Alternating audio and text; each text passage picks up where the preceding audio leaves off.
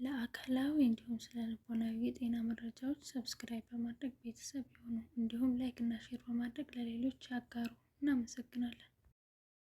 በቀላሉ ቤታችን ውስጥ ከምናገኛቸው ነገሮች በመጠቀም እንዲሁም ደግሞ የዕለት ከዕለት አመጋገባችንን እንዲሁም የዕለት ከዕለት አጉል ልምዶቻችንን በመቀነስ የጨጓራ ህመምን መከላከል እንዲሁም ደግሞ ማከም እንደምንችል ያውቃሉ? አሰላሙ አለይኩም ወራህመቱላሂ ወበረካቱ። ሰላም ጤና ይስጥልኝ። ውድና የተከበራችሁ የጤናና ህይወት ፋሚሊዎች እንዴት ናችሁ? ሰላም እንደሆናችሁ ተስፋ አደርጋለሁኝ። ዛሬም እንግዲህ አዲስ ርዕስ ይዤ ብቅ ብያለሁኝ። ለጤናችን ይጠቅማል አሪፍ መረጃ ነው ብዬ ያሰብኩትን ርዕስ ወይም ደግሞ ጉዳዮች አጋራችኋለሁኝ። እንግዲህ ለዚህ ቻናል አዲስ የሆናችሁ ሰብስክራይብ በማድረግ እንዲሁም አዳዲስ ቪዲዮ እንዲደርሳችሁ የደወል ምልክቷን በማጥቆር አብራችሁን ቆዩ። ነባር ፋሚሊዎች ደግሞ እንደተለመደው ላይክ እና ሼር በማድረግ እንዲሁም በጽሞና በማዳመጥ እንድትቆዩ የአክብሮት ግብዣዬ ነው። አስተማሪ ቆይታ ይኖርናል ብዬ አስባለሁ። ስለሚኖረን ቆይታ ደግሞ ከወዲሁ አመሰግናለሁ። ዛሬ እንግዲህ ስለ ዲስፔፕሲያ ወይም ደግሞ ስለ ጨጓራ ህመም በጋራ እናያለን ማለት ነው። ስለዚህ ዲስፔፕሲያ ማለት ነው፣ መንስኤዎቹ ምንድን ናቸው፣ ምልክቶቹ፣ የጨጓራ ህመም መፍትሄዎች፣ በቤት ውስጥ ምን ማድረግን ለራሳችንን ማከም እንደምንችል እንዲሁም አስፈላጊ በጤና ማዕከል የሚሰጡ ምርመራዎችንም ጭምር ለማየት አጠር አድርገን እንሞክራለን ማለት ነው። ስለዚህ ዲስፔፕሲያ ወይም ደግሞ የጨጓራ ህመም ምንድን ነው ወደሚለው ስንሄድ ዲስፔፕሲያ ማለት የላይኛው ወይም ደግሞ መካከለኛው የሆድ ክፍል ውስጥ የሚከሰት ህመም ወይም ደግሞ ምቾት አለመሰማት ነው ማለት ነው። የጨጓራ ህመም በሆድ ዕቃ ክፍል ወይም ደግሞ የሚከሰት የማያቋርጥ ቁርጠት ሊሆን ይችላል። ህመሙ ደግሞ ወደ ጎን አካባቢ እስከ ቀኝ አጥንት ድረስ ሊሰማ ይችላል ማለት ነው። ይሄ ህመም የጨጓራ ህመም በሽታ መነሻ ምክንያቶች መናደድ፣ መጨነቅ፣ እነዚህ ስትረስ እና በጣም አግሬሲቭ መሆን እንደ መንስኤ ሊነሱ ይችላሉ። ወይም ደግሞ ጨጓራ ከተነሳ በኋላ በጣም የሚያባብሱ ነገሮች ሆነን እናገኛቸዋለን ማለት ነው። እነዚህ መናደዶች ወይም ደግሞ ስትረስ ሲኖር ማለት ነው በየትኛውም የአንጀት ክፍል ውስጥ አሲድ እንዲፈጠር ስለሚያደርጉ ከዛ እንትናችን አገልግሎት እንዳይሰጥ፣ ጨጓራችን አገልግሎት እንዳይሰጥ ያግዳሉ ማለት ነው። ከዛ በኋላ ደግሞ ጨጓራ ክፍል እንዲላጥ በማድረግ የጨጓራ ህመምን ያባብሳሉ ማለት ነው፣ ወይም እንደ መነሻ ይሆናሉ ማለት ነው። ስለዚህ ራስን ከስትረስ መጠበቅ በጣም አስፈላጊ ነው። በሌላ በኩል ደግሞ ምግብ ከተበላን በኋላ ቁርጠት፣ መለብለብ፣ ድርቅ ማለት፣ ሆድ መንፋት፣ ደረቅ መፋቅ ወይም ደግሞ ቃር የሚያጋጥመን ከሆነ የምግብ አለመፈጨት ወይም ደግሞ ምቾት አለመሰባትም በዛው አጋጣሚ ሊጀምር ይችላል ማለት ነው። የጨጓራ ህመም ወደ ጎን አጥንት ሊያደላ፣ በተለይ ደግሞ ወደ ቀኝ ጎን አጥንት የሚያደላ ህመም ሊኖረው ይችላል። ስፔሻሊ በዚህ ሰዓት ደግሞ የጨጓራ ህመም ወይም ደግሞ ፔፕቲክ አልሰር ዲዚዝ ለሀገራችን በዚህ ሰዓት አንገብጋቢ የጤና ጉዳይ የሆነ የመጣ ስለሆነ በጣም ሁላችንም ጠንቅቀን ልናውቀው፣ ልንገነዘበው፣ ራሳችንን ልንጠብቅና በተለይ ደግሞ ራሳችን ሞር ጥንቃቄ የምናደርገው ነገር ቀድመን ለመከላከል ስለሚረዳ ትኩረት ሰጥተን ልንሰራበት ይገባል ማለት ነው። ስለዚህ ከዚህ ቀጥሎ እናያለን ለጨጓራ ቁስለት የሚያጋልጡ ነገሮች ምን ምን ናቸው የሚለውን እናያለን። የጨጓራ ቁስለት ማለት ደግሞ አልሰር ሲፈጥር ወይም ደግሞ ቁስለት ሲፈጥር ያ ቁስለት የሚፈጠረው በምን ምክንያት ነው ወይም ደግሞ መንስኤዎቹ ምንድን ናቸው የሚለውን አብረን ለማየት እንሞክራለን። ስለዚህ የመጀመሪያው የጨጓራ ባክቴሪያ ወይም ደግሞ ኤች ፓይሮሊ የጨጓራ አሲድ ራሱ በጨጓራ ውስጥ መገኘቱ የቁስለት መነሻ ሊሆን ይችላል ማለት ነው። ባክቴሪያው በራሱ የጨጓራ ግድግዳን የሚያቃጥል ሲሆን በቀላሉ ከሰው ለሰው ደግሞ ይተላለፋል፣ የጨጓራ ባክቴሪያ ማለት ነው። ስለዚህ የጨጓራ ባክቴሪያ በጨጓራችን ውስጥ መገኘቱ በራሱ እስካልታከመ ድረስ አልሰር የመፍጠር እድሉ በጣም ሰፊ ነው ማለት ነው።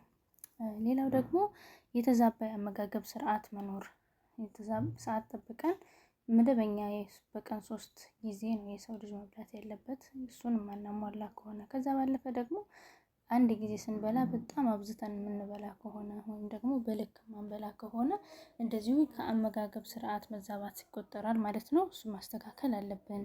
ሌላው ደግሞ ለጨጓራ ጸር የሆኑ መድኃኒቶች ወይም ደግሞ ነን ስቴሮይዳል አንቲ ኢንፍላማቶሪ ድረግ የሚባሉትን የምንጠቀም ከሆነ አዘውትረን እንደዚሁ ለጨጓራ አልሰር በጣም አጋላጭ ነው። ከነዚህ መድኃኒቶች አይቡፕሮፊን፣ ዳይክሎፊናክ፣ ኢንዶሚታሲን፣ አስፕሪን እና ፓራሲታሞል እነዚህን አብዛኛዎቻችን ያለ ሐኪም ፈቃድ ራሱ ቀጥ ብለን ከመድኃኒት መደብር ገዝተን አብዛኛዎቻችን በተለይ ፔን በሚኖር ሰዓት፣ ራስ ምታት በሚያጋጥም ሰዓት ራሳችን እንወስዳለን ማለት ነው። እነዚህ ነገሮች ነን ስቴሮይዳል ስለሆኑ የጨጓራ አልሰርም በጣም ነው የሚያባብሱት። እንደ መነሻም ናቸው፣ መንስኤዎችም ናቸው። ስለዚህ ጥንቃቄ ልናደርግ አስፈላጊ በሆነ ሰዓት ብቻ ልንወስዳቸው ይገባል ማለት ነው። ሌላው ደግሞ የሚያቃጥሉ ወይም ደግሞ የሚለበልቡ ምግቦችን ማዘውተር፣ ይህም ደግሞ የጨጓራ አልሰርን እንደ መነሻ ወይም እንደ ማባባሻ ነገር ነው ማለት ነው። ሌላው እርግዝና ለራሱ መነሻ ሊሆን ይችላል። ሌላው ደግሞ ከመጠን ያለፈ አልኮል መጠጣት። ከዛ በተጨማሪ የምናየው ደግሞ እድሜ፣ የጨጓራ ግድግዳ እድሜ በጨመረ ቁጥር እየሳሳ ስለሚመጣ በቀላሉ አልሰር እንዲፈጠር ያደርጋል ማለት ነው። ሌላው ደግሞ የመመገቢያ ሰዓትን ቅድም እንዳልኳችሁ ጠብቀው አለመመገብ። መመገቢያ ሰዓታችንን ጠብቀን በትክክል የማንመገብ ከሆነ እንትናችን ጨጓራችን ወይም ደግሞ የሆድ ዕቃችን ባዶ በሚሆንበት ሰዓት አልሰር የመፈጠር እንትኑ በጣም ይጨምራል ማለት ነው፣ እድሉ ይጨምራል። ሌላው ደግሞ ስትረስ ወይም ጭንቀት፣ ውጥረት የሚኖር ከሆነ እንደዚሁ የጨጓራ አልሰር በጣም ይባባሳል፣ አሲዲቲ ስለሚፈጠር ማለት ነው። ስለዚህ አሲዲቲ ሲፈጠር ይሄ የጨጓራ አሲድ ወይም ደግሞ ኤች ፓይሮሊ መኖሩ በራሱ ደግሞ የጨጓራ አልሰር እንዲፈጠር ምክንያት ስለሚሆን ጭንቀትና ስትረስ አስፈላጊ አይደለም፣ እሱም መቀነስ አለበት ማለት ነው። እና ደግሞ ከመንስኤዎቹም አንዱ ነው። ሌላው ደግሞ የጨጓራ በሽታ ምልክቶች ወይም ደግሞ በቀላሉ የጨጓራ በሽታ እንደሆነ ልንለይባቸው የምንችላቸው ነገሮች ምን ምን ናቸው የሚለውን እኔ የመጀመሪያው የሆድ ህመም፣ በተለይ ደግሞ የላይኛው ክፍል ወይም ደግሞ ከእምብርት በላይ ካለው ክፍል ቀጥታ መካከለኛው የሆድ ፓርት 8 ፓርቶች ናቸው ያሉት። ከላይኛው የሁለተኛው ሆድ ፓርት ፔፕቲክ ላይ እሱ ጋር የሚሰማ የሆድ ህመም፣ የሆድ መነፋት ካለ፣ የማቅለሽለሽ ስሜት፣ ማስታወክ፣ የምግብ አለመፈጨት፣ የማቃጠል ወይም ደግሞ የማክሳት ስሜት፣ እንደዚህ አይነት ነገሮች ሰዓት ለይቶ ማታ ማታ ወይም ከሰዓት አካባቢ፣ ከዛ ባለፈ ደግሞ ምግብ ከበላም በኋላ የሚከሰት ከሆነ፣ ሌላው ደግሞ ስርቅታ ወይም ደግሞ ስቅታ የሚባል ነገር የሚያጋጥመን ከሆነ፣ የምግብ ፍላጎት መቀነስ፣ ክብደት መቀነስ፣ እነዚህ የመሳሰሉት ነገር ካሉብን፣ ሌላው ደግሞ ደም የመሰለ ወይም ደግሞ ኮፊ ግራውንድ ያለው ከለር ያለው ማስታወክ፣ ይሄ ምንድነው? ፔፕቲክ አልሰር ዲዚዝ ምልክት አንዱ ነው። የጨጓራ ቁስለት ለመኖሩ ዋነኛው ምልክት ነው ማለት ነው። ይሄ ኮፊ ግራውንድ የሆነ ማስታወክ እና አይነ ምድር ወይም ደግሞ ስቱላችን ጥቁር ቀለም የያዘ መሆኑ ኤች ፓይሮሊ ፖዘቲቭ መሆኑን እና ከዛ ባለፈ በዛ ኤች ፓይሮሊ ባክቴሪያ ምክንያት በፐብሊካችን ላይ አልሰር እንደተፈጠረ የሚያሳይ ነው ማለት ነው። ፔፕቲክ አልሰር ዲዚዝ ምልክት ነው። ስለዚህ የጨጓራ ቁስለትን በዋናነት በዚህ መለየት ይቻላል። ሌሎች ሕክምና ወይም ደግሞ የምርመራ ሂደቶች በፊት በምልክቱ ማለት ነው። ሌላው ከዚህ በኋላ የምናየው ነገር ምንድን ነው? የጨጓራ በሽታ መፍትሄው ምንድን ነው? ከጨጓራ በሽታ መፍትሄዎች ዋነኛው ህክምናው የሚሆነው ምንድን ነው? መጀመሪያ የጨጓራ ህመሞች ምን አይነት ምግቦች ስንመገብ ወይም ደግሞ ምን አይነት ነገሮችን ስናደርግ ስንተገብር ሊነሳብን እንደሚችል ለይተን ማወቃችን በጣም ተገቢ ነው። ለምሳሌ ለአንደኛው ሊያስነሳበት የሚችለው ነገር ለሌላኛው ሊያስነሳበት ይችላል። ስለዚህ ምን ሳደርግ ነው ጨጓራዬን የሚረበሸው? ምን ሳደርግ ነው ጨጓራ የሚነሳው? ስፔሻሊ ደግሞ ምን ምግብ ስበላ ምን ምግብ ስጠጣ ነው ጨጓራዬ የሚባባሰው እና እንደዚሁ ደግሞ የሚተወኝ የሚለውን ነገር ከተነሳ በኋላ ምን ስመገብ ነው የሚተወኝ፣ ከዛ በፊት ምን ሳደርግ ነው የሚባባሰው የሚለውን ነገር በደንብ ማወቅ በጣም አስፈላጊ ነው ማለት ነው። በዋናነት ልናውቀው የሚገባው ነገር ይሄ ነው። ሌላው ደግሞ ካፌን ያላቸው መጠጦች ለምሳሌ ቡና፣ ሻይ አብዝቶ አለመጠቀም። ስፔሻሊ በእኛ ሀገር ቡና በጣም የተለመደ የቀን ከቀን ልምዶቻችን ውስጥ አንዱ ነው እና መቀነስ ያስፈልጋል። ካልሆነ ደግሞ ቀጠን ያለ አድርጎ መጠጣት፣ በጣም ብዙ ካፌን ያለበት ነገር አለማብዛት ያስፈልጋል ማለት ነው። ሌላው ደግሞ ሲትሪክ አሲድ ያላቸው ፍራፍሬዎች ወይም ደግሞ ጭማቂዎችን እንደዚሁ አለመጠቀም። ብርቱካን፣ ሎሚ ሊሆን ይችላል፣ ወይን ሊሆን ይችላል፣ አዘውትሮ አለመጠቀም በጣም አስፈላጊ ነገር ነው ማለት ነው። ሌላው ደግሞ ሲጋራ የሚጨስ ሰው፣ ጫት የሚቅም ሰው ምናምን እነሱንም ማቆም ሌላው ደግሞ ከፍተኛ ቅባት ወይም ደግሞ ፋት ያላቸው ምግቦችን አለመመገብ ወይም ደግሞ መቀነስ። ከዛ ባለፈ ደግሞ ሌላው ምንድን ነው ፋይበር ያላቸው ወይም ደግሞ በፋይበር የበለጸጉ ምግቦችን ኤች ፓይሮሊ የተባለውን የጨጓራ ባክቴሪያ እድገት ስለሚገቱ እነሱን በጣም ተጠቃሚ መሆን መቻል አለብን። በጣም እነሱን የምንጠቀም ሰዎች መሆን አለብን። ኤች ፓይሮሊ በጣም አስፈላጊ ነው። ኤች ፓይሮሊ እንዲጠፋ በጣም አስፈላጊ ነገሮች ናቸው እነዚህ በፋይበር የበለጸጉ ምግቦችን። ስለዚህ እነሱን አዘውትሮ መመገብ። ከእነሱ መካከል በፋይበር ከበለጸጉ ምግቦች መካከል ምንድን ናቸው? ቀይ ሽንኩርት፣ ነጭ ሽንኩርት፣ አበባ ጎመን፣ ሌላው ደግሞ የምግብ ማብሰያ ተክሎችን መጠቀም፣ ጦስኝ፣ ሽምብራ እና አንዳንድ ደግሞ የሻይ አይነቶችም ይገኙበታል። ኖርማል የሻይ ቅጠል እሱ ካፌን የሌላቸው የሻይ ቅጠሎች እንደዚሁ ከሱ የሚመደቡ ነገሮች ናቸው ማለት ነው። ስለዚህ እነሱን አዘውትሮ መመገብ ጨጓራ ህመምን ለመከላከል የሚረዱ ይሆናሉ ማለት ነው። እነዚህንና እንግዲህ መሰል ለጤና ተስማሚ የሆኑ ነገሮችን ብንጠቀም የጨጓራ ህመም በቀላሉ ልንከላከለው እንችላለን ማለት ነው። ሆኖም ደግሞ ህመሙ የባሰና ልንቋቋመው ከምንችለው በላይ ከሆነ ግን ወደ ሕክምና ጣቢያ መሄድ አስፈላጊ ነው። መቼ ወደ ሕክምና ጣቢያ መሄድ እንዳለብን ደግሞ በቤትና ቀጥለን እናወራለን። ነገር ግን ከዛ በፊት ማየት ያለብን ብዬ የማስበው ነገር የጨጓራ በሽታን እንዴት በቤት ውስጥ በራሳችን ማከም እንችላለን የሚለውን ነገር አጠር አድርገን ለማየት እንሞክር ማለት ነው። የመጀመሪያው ዝንጅብል በመጠቀም ዝንጅብል ለጨጓራ በጣም አሪፍ እና ተስማሚ ነገር ነው።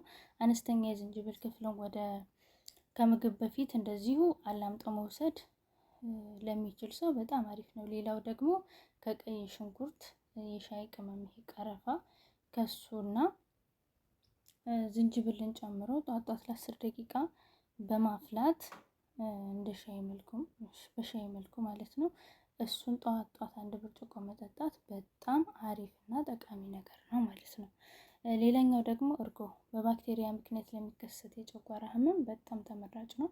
እርጎ መጠቀም መቻል በጣም አስፈላጊ ነው። ሌላው ደግሞ ድንችን ስፔሻሊ ግማሽ ብርጭቆ የድንች ጁስ በቀን ለ3 ጊዜ ብንጠቀም። የድንች ጁስ እንዴት ነው የምንሰራው? ድንቹን መጀመሪያ አብስለን ከዛ ከላጠን በኋላ በወተት ተጠቅመን ሊሆን ይችላል። ካልሆነ ደግሞ በንጹህ ውሃ በመፍጨት መጠቀም እንችላለን ማለት ነው። እሱን በመጠቀምም እንደዚሁ አሪፍ ለውጥ ማምጣት እንችላለን። ሌላው ደግሞ የቆስጣና የካሮት ጁሶችን በመስራት መጠቀም። ከዛ በተጨማሪ በጣም አስፈላጊው ነገር ውሃ በቀን ቢያንስ አንድ ሰው ከ8 እስከ 10 ብርጭቆ መጠጣቱን እርግጠኛ መሆን አለበት። ውሃ ከጨጓራ ህመምን በላይ ለኩላሊት፣ ለብዙ ነገሮች ለሰውነታችን ውሃ በጣም አስፈላጊ ነው። በጣም ብዙ ውሃን በቀን መጠቀም ከእጃችን ባይለይ የራሱ ውሃ በጣም አሪፍ ነው። ስፔሻሊ ስራ ቦታ ላይ ለረዥም ሰዓት ቁጭ የምንል ሰዎች፣ ሙቀት ላይ የምንቆይ ሰዎች ውሃ በጣም አስፈላጊ ነገር ነው ማለት ነው። ሌላው ደግሞ ጾም በሚሆን ሰዓት ፍሬሽ ሆኖ የፍራፍሬ ጁሶችን ላይክ እንደ ፓፓያ፣ አፕል ጁሶችን በጣም መጠቀም፣ ሲትሪክ አሲድ ያልበዛባቸው ጁሶችን ለመጠቀም መሞከር። ሌላው ደግሞ ብዙ ምግብ በአንድ ጊዜ አለመመገብ። ምክንያቱም ብዙ ምግብ በምንመገብ ጊዜ ምን ይፈጠራል ማለት ነው? የምግብ ልመት በጣም ነው የሚዘገየው። ስለዚህ ትንሽ ሰዓት ጠብቀው መመገብ መቻል። ከዛ ደግሞ አሁን ለምሳሌ የተወሰነ ምግብ ከበላን በኋላ በጣም ጥጋብ እስኪሰማን ድረስ አለመብላት ማለት ነው። ሰዓታችንን ጠብቀን ግን በወቅቱ አብዛኛው ሰው ዳይት እየመሰለው ነው መሰለኝ የሆነ ሰዓት በጣም ብዙ ይበላና ከዛ ቀኑ ሙሉ ሳይበላ ይውላል። ይሄ ራስንም ጨጓራንም በጣም ስለሚያጨናንቅ አንደኛ በአንድ ጊዜ ስንበላ መፈጨትን ያዛባል። ከዛ በኋላ ደግሞ ስንተወው ለረሃብ ስለምንጋለጥ የጨጓራ ስራን ያስተጓጉላል ማለት ነው። ስለዚህ የምግብ ስርዓታችንን ማስተካከል። ሌላው ደግሞ ሁልጊዜ በባዶ ሆዳችን ለብ ያለ ውሃ ስፔሻሊ ደግሞ ምንም ምግብ ሳንመገብ ጠዋት ቢሆን ጨጓራችንን ለማጽዳት በጣም አሪፍ ስለሆነ ለብ ያለ ውሃ በባዶ ሆድ መጠቀም። ሌላው ደግሞ በአንድ ገበታ ላይ የተለያዩ ምግቦችን አቀላቅሎ አለመብላት። በጣም ብዙ አይነት ምግቦችን እንደረደርና በአንድ ጊዜ አቀላቅለን ሁሉንም እንመገባለን። ይሄ የአመጋገብ ስርዓት አይደለም። 1-2 ምግብ ላይክ የተመጣጠነ ምግብ ለማግኘት ሁሉንም በአንድ ማጋበስ ሳይሆን አሁን ቁርስ ላይ የሆነ ነገር፣ ከዛ ምሳ ላይ የሆነ ነገር፣ እራት ላይ የሆነ ነገር ለመብላት የአመጋገብ ስርዓታችንን ማስተካከል መቻል፣ እንደዛ መሞከር በጣም አስፈላጊ ነው ማለት ነው። ከዛ ሌላው ደግሞ ከመተኛታችን ከ2 ሰዓት በፊት እራት መመገብ መቻል አለብን። የሰው ልጅ እራት ተመግቦ ወዲያው መተኛት የለበትም። እስፔሻሊ በየትኛውም ሰዓት የሰው ልጅ የሆነ ምግብ በልተው ዳይጀስቲቭ ሲስተሙ በጣም የሚፋጠነው ቁጭ ሲል ነው። ስለዚህ ከምግብ በኋላ እረፍት ማድረግ ያስፈልጋል። መተኛት ደግሞ የአመጋገብ ከተመገቡ በኋላ የመፍጨት ስርዓቱ እንዲዛባ ስለሚያደርግ በቀላሉ ለጨጓራ ህመም እንጋለጣለን ማለት ነው። ስለዚህ የአመጋገብ ስርዓታችንን በጣም ማስተካከል መቻል አለብን። እረፍት መውሰድ ብዙ ሰው ሲንቀሳቀስ የምግብ መፈጨቱ የሚጨምር ይመስለዋል፣ ግን በጣም ስሎ ነው የሚሆነው ስንንቀሳቀስ። ስለዚህ ምግብ ከመበላን በኋላ እረፍት ማድረግ መቻል አለብን ማለት ነው።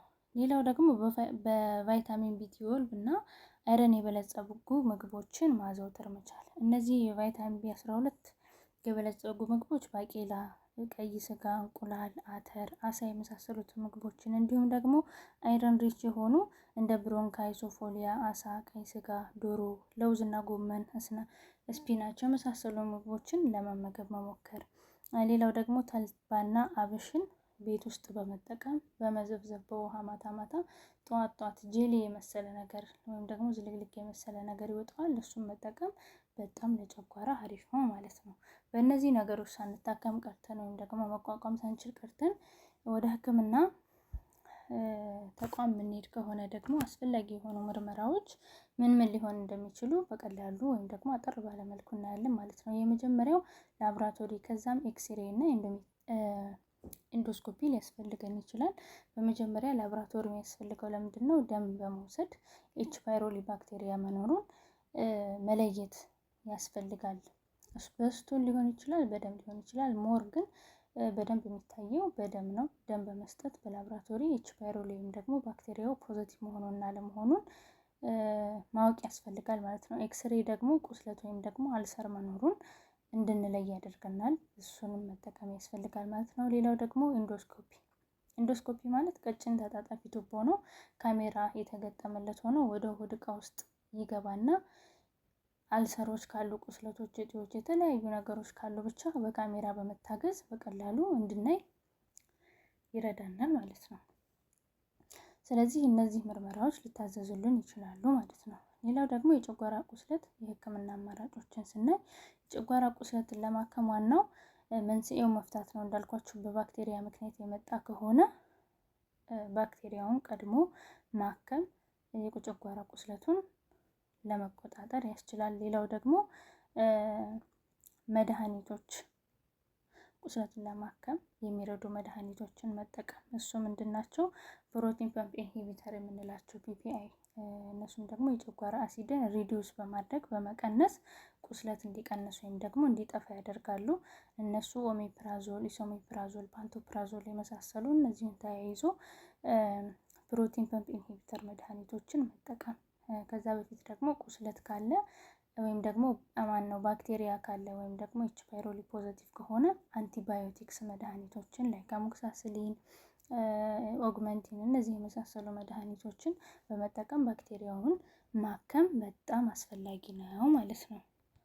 ትኩረት ሰጥተን መጀመሪያ እሱን ልናየው ይገባል። አንቲ አሲድ ወይም ደግሞ አሲድ ውስጣችን ካለ አሲዱን ለማከም መጠቀም ያስፈልጋል። የጨጓራ አሲድን ለማስወገድም ይጠቅመናል ማለት ነው። ከነሱ መካከል እንግዲህ ሶዲየም ሃይድሮካርቦኔት ሚክስቸርን መጠቀም፣ ራኒቲዲን እነዚህን የመሳሰሉ መድኃኒቶችን፣ ማግኒዚየም ሃይድሮክሳይድ እነዚህ አይነት እና የመሳሰሉ መድኃኒቶችን አንቲአሲድ መድኃኒቶችን በመጠቀም በጨጓራ ያሉትን አሲዶችን መቀነስ ይቻላል። ሌላው እንዳልኳችሁ አንቲባዮቲክሶችን በመጠቀም የጨጓራ ኢንፌክሽን ወይም ደግሞ ኤች ፓይሮሊ ማከም ይቻላል። አሞክሳሲሊን፣ ሜትሮንዳዞል፣ ቴትራሳይክሊን፣ ክላራትሮማይሲን እነዚህ የመሳሰሉትን መድኃኒቶችን በመጠቀም በቀላሉ ቀለል ባለ መንገድ የጨጓራ ባክቴሪያን ማከም ይቻላል ማለት ነው። እንግዲህ ስለ ጨጓራ ህመም ይህን ያክል ካወራን በቂ ወይም ደግሞ አጠር ያለ መልእክት፣ አጠር ያለ ጠቃሚ ቪዲዮ ነው ብዬ አስባለሁ። ስላዳመጣችሁ በጣም አመሰግናለሁ። በቪዲዮ ዙሪያ ወይም ደግሞ በጨጓራ ህመም ዙሪያ